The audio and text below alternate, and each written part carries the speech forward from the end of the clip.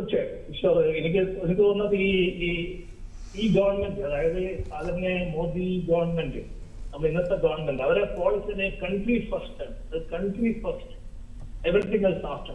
രാജ്യമാണ് ആദ്യം വേണ്ടത്.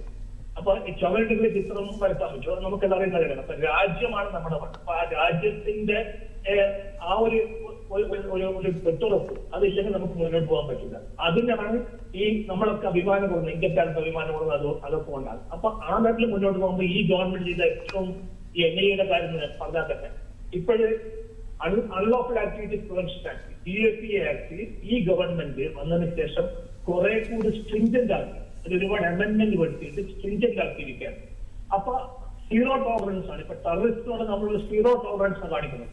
അപ്പൊ നിയമപരമായിട്ട് തന്നെ പല മാറ്റങ്ങളും വരുത്തിക്കൊണ്ടിരുന്നു. അതിലൊരു നേട്ടമാണ്. പിന്നെ കൂടാതെ ഇപ്പോൾ പിന്നെ ആർട്ടിക്കിൾ 370 കൊണ്ടുവന്നപ്പോൾ കശ്മീരിൽ ഒരുപാട് കൺട്രോൾ വന്നു. അപ്പോൾ ആർട്ടിക്കിൾ 35A അത് എടുത്തപ്പോഴും അങ്ങനെ ഒരുപാട് മാറ്റങ്ങൾ ലീഗൽ സൈഡിൽ തന്നെ വരുത്തിയിരിക്കുകയാണ്.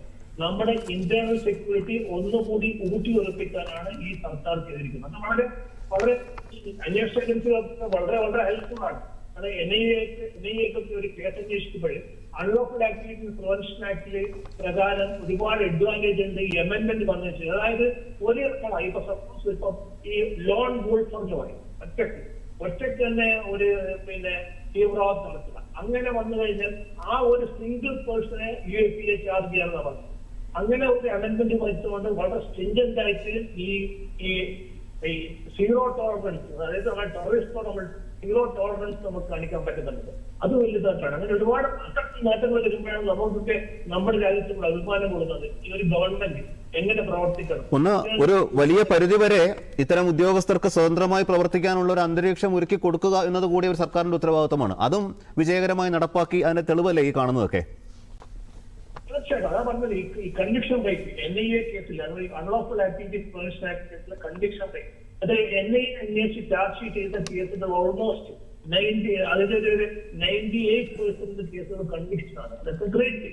അപ്പോൾ അങ്ങനെ കേസ് അന്വേഷണത്തിൽ മുന്നോട്ട് പോകുമ്പോൾ നമുക്ക് ധൈര്യമായിട്ട് പറയാൻ പറ്റും, നമ്മുടെ രാജ്യത്ത് നമുക്ക് പല കാര്യങ്ങളും ഗവൺമെന്റ് വിചാരിച്ചാൽ, പല കാര്യങ്ങളും ഗവൺമെന്റ് സപ്പോർട്ട് വിചാരിച്ചാൽ ഇതൊക്കെ നമുക്ക് നിഷ്ക്രിയാക്കാൻ, നമ്മുടെ ഇന്ത്യൻ സെക്യൂരിറ്റി ഭദ്രമാക്കാൻ പറ്റുമെന്ന് പറയാൻ പറ്റും. അതാണ് നമ്മൾ ഇത്രയും വർഷങ്ങളായി കണ്ടുവരുന്നത്. അതാണ് ശ്ലാഘനീയമായ ഒരു കാര്യം. അതുകൊണ്ടാണ് നമുക്ക് നമ്മുടെ രാജ്യത്ത് അഭിമാനം കൊടുക്കുന്നത്.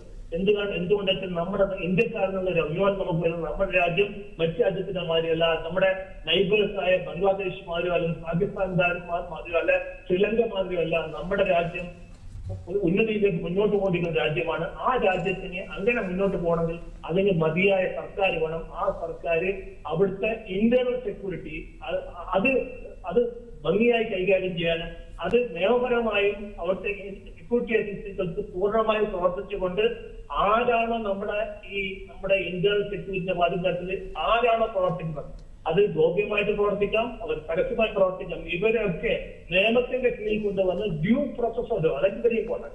അതായത് നിയമത്തിന്റെ വരിയിൽ നിന്നുകൊണ്ട് തന്നെ അവരെല്ലാം ചാർജ് ഷീറ്റ് ചെയ്ത് കോടതി മുമ്പ് ഹാജരാക്കി അവർക്ക് പണിഷ്മെന്റ് വാങ്ങിക്കൊടുക്കുക. അങ്ങനെ പണിഷ്മെന്റ് വാങ്ങിക്കൊടുത്താൽ മാത്രമേ അതിന് മാതൃകയാണ്. അതായത് സമൂഹത്തിന് മാതൃകയാണ്.